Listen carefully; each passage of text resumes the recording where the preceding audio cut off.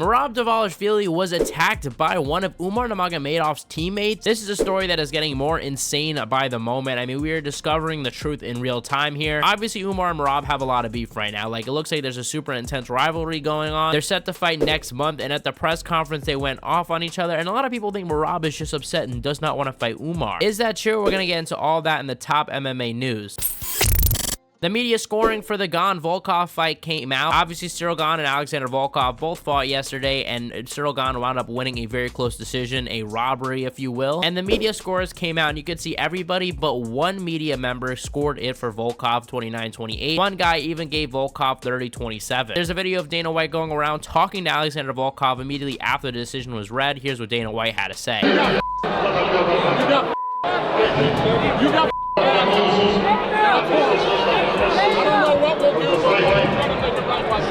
First off, I want to thank the sponsor of the video, Arret, but we're going to talk about more about them later. Check that out on the link in the description below. Ian Garry also responded to his loss to Shavkat Rakhmonov. Ian Garry fought to a close decision yesterday against Shavkat Rakhmonov, but Shavkat clearly got the win. Ian Garry said that, look, he doesn't feel like he lost the fight. And a matter of fact, is happy that he made Shavkat look human. 25 minutes with the baddest man in the division.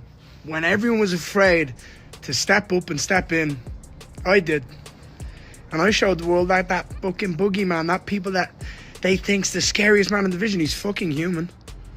He's human, and I nearly beat him. Now, while I agree with this, and I think that Ian Garry definitely should be proud of himself, I don't like this mentality, right? When Volkanovski fought Islam and everybody was doubting Volkanovski, Volk said afterwards he was not happy with the fact that it was a close fight. He said, no, I know I could beat Islam. And I like that mentality better than just being like, hey, at least I made this guy look human. Daniel Cormier also reported on his YouTube channel that Shavkat Rakhmonov was injured going into his fight with Ian Garry. Shavkat Rakhmonov did not look like himself. Even though I learned after that he had an injury, I think he might have tore his MCL going into the fight. Granted, with a torn ligament in your knee, you're not gonna look like the killer that you look like in fights prior. Vicente Luque also got the fastest anaconda choke ever in UFC history, and according to his management, I just thought this was absolutely insane. He's had Themba Gorimbo as his screensaver apparently since the fight got announced. Like, he's just been staring at this guy on his phone nonstop thinking about him.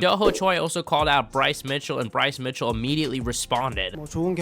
I believe that Bryce Mitchell is a very good fighter, and me and Bryce goes up onto the octagon. I know that it's going to be a banger for the fans. I want to fight Choi because he called me out, and I think that's what people want to see. Choi also posted this on his Instagram page. I think that's a decent fight to make, but let me know in the comment section below. I did a live stream yesterday breaking down each card from the beginning to the end. Aljamain also made a comment after his loss to Movsar Evloev and was seen even backstage, talking to Movsar. What's up, guys?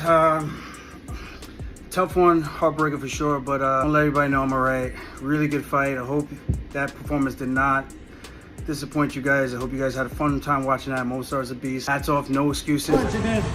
I was trying to get my hand. I was like, "What the? How are you holding?" I didn't take your glove. No, I couldn't tell. I was just like. And lastly, on UFC 310, we saw Theo watching the prelims alone, like I think most UFC fans would. Like, honestly, if I had seats like that, I would be going early. I mean, even if I don't have seats like that, even if it's just in the crowd, I always go for the first fight. Roy Jones called out Jake Paul for a boxing match. Now, Jake Paul obviously likes to go through each elder in the nursing home, take them out and beat them in a boxing match. He last beat Mike Tyson, but might actually fight Roy Jones next. Roy Jones had this to say about a Jake Paul fight. It makes you want to just go in there at least just test Jake Paul's chin. He got a good punch. I know he capable of putting anybody out. I don't think Mike checked his chin at all, so I wouldn't mind just having a shot to see could I get to his chin to test his chin. If he can take the shot, cool. Or if he can catch me before I get to his chin, cool. But I would definitely like a shot to get in there and shoot at his chin. Now, obviously, I don't think this fight is ever going to happen. I mean, it would just be laughable for Jake Paul to actually do this. I mean, he would have absolutely no shame after beating Mike Tyson and that fight being as bad as it was. Going after Roy Jones, who literally lost Anthony Pettis not that long ago, like, that fight is not going to happen at all. But speaking of influencers, KSI's next fight might actually be released soon. According to Mams Taylor, KSI's promoter slash manager, apparently KSI's next press conference for his upcoming fight will take place before Christmas. Of course, Christmas is like 16 days away, so we could find an announcement anytime this week or next week, so stay tuned to the channel to find out who. My bet is it's going to be Darren Till, right? Darren Till was supposed to fight Tommy Fury. Tommy Fury pulled out because he was afraid Darren Till was going gonna do some MMA moves. Like, I don't know if this was some sort of failed negotiation tactic or he wanted a different fight instead, but Mams Taylor even put out a vague tweet talking about greediness and that, you know, he's excited for the future of Misfits. So to me, I thought that was kind of referring to Tommy Fury being greedy, probably, you know, trying to pull some stuff with the negotiation. Plus, Mams Taylor also hinted at the fact that KSI would be going 8 rounds for the first time in his career, and coincidentally, the Tommy Fury and Darren Till fight was scheduled for 8 rounds. Wouldn't even be surprised if KSI fills in for January or something early like that. And I think Darren Till KSI is actually a really good fight. I would be super intrigued by that. And I think the press conference between the two would be hilarious. Darren Till's trash talk in the last press conference was great. And yeah, this is who I think KSI should fight next, 1000%. Colby Covington also hinted that Trump is going to be in attendance for the UFC Tampa card next week. Colby said that there's going to be a special guest that he can't disclose, but is going to be very shocking, saying how the person has more power than Hunter or Dana White. But not only that, Dana White confirmed that he himself is going to be in attendance for UFC Tampa. Thank you, guys. I'll see you in Florida. And I would assume with Trump and Dana's relationship that this is just all confirmed. Colby Covington also uploaded a video of him gambling on a live stream and dissed Joaquin Buckley. You guys got to hear this.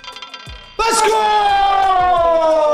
Let's go, boys! We in this. Let's go. 100K is more than Buckley's made his whole life. But I wanted to talk about the Merab and Umar beef. You know, obviously these two have a heated rivalry. We've known this for some time. And it seems like one of Umar's teammates might have tried to grab Merab. Yeah, guys, we're going to talk about all this. But first, guys, I want to thank the sponsor of the video, Arek. Guys, you guys see this awesome hoodie. I mean, honestly, it's comfortable. It's great. Go on the link in the description or go on redstreetwear.com. And you guys can check out some of the best MMA streetwear there is out there. And use my code JackWalter to get 10% off. It helps me out and it helps you out because you guys get some dope clothes. But as Merab was walking back with Aljo after Aljo lost to Mosvar, we saw a video when I reported yesterday of Merab seemingly getting into it with a fan. A lot of people assume this was a fan, but it turns out this was not a fan. Merab confirmed this later on and gave his side of the story, and it gets even crazier. Apparently this guy that, you know, was getting attacked by Merab, he wasn't a fan. He is actually a teammate of Umar, and you can actually see in Merab's video that apparently as Merab was walking, this guy waited for Merab and grabbed him and said something to him that prompted this whole thing. At this point, you're asking for it. Like, you cannot just grab anybody you want and just say intimidating shit. And I think this kind of speaks to Merab's frustration, and I actually kind of agree with this. It's this fake respect, right? And I have no problem with trash talk, but don't act like you're being respectful when you're not. Like, this is just the truth. Like, Umar has been talking shit on Twitter. Don't act like you're above it and don't act like you're humble. Lean into it. Like, actually be entertaining with it. And Merab even shows proof in the video that he posted on Twitter that, yeah, this guy has actually been a teammate for a long time of Umar. And even after UFC 310, he was out to dinner with Umar and Islam and all those guys. But a lot of people have been theorizing, like, is Merab just this upset? Does he not want to fight Umar? Is he just this against it? Because if you look at the press conference, right, for UFC 311, the pre-sale press conference, Merab was upset. Merab was going off at Umar. They had to be separated, and Merab couldn't even sit next to Islam, right? Normally the champions sit next together. No, Merab had to sit on the opposite side. But I don't think this is for promotion. I think Merab is genuinely worked up. So much so that he even took a fight on short notice. Like, I don't think he should have took this fight in January. I think he should have waited until he was 100%. I don't know if he's going to be 100% ready for this. Merab at the press conference called Umar a piece of shit. You are a good fighter, but you're not a good man. The man. You are a piece of shit, okay?